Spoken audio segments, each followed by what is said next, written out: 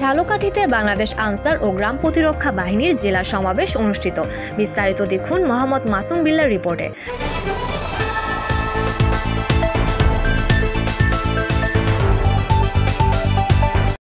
প্রামাণ্যচিত্র প্রদর্শন ও পুরস্কার বিতরণের মাধ্যমে ঝালকাঠিতে বাংলাদেশ আনসার ও গ্রাম প্রতিরক্ষা বাহিনীর জেলা সমাবেশ অনুষ্ঠিত হয়েছে।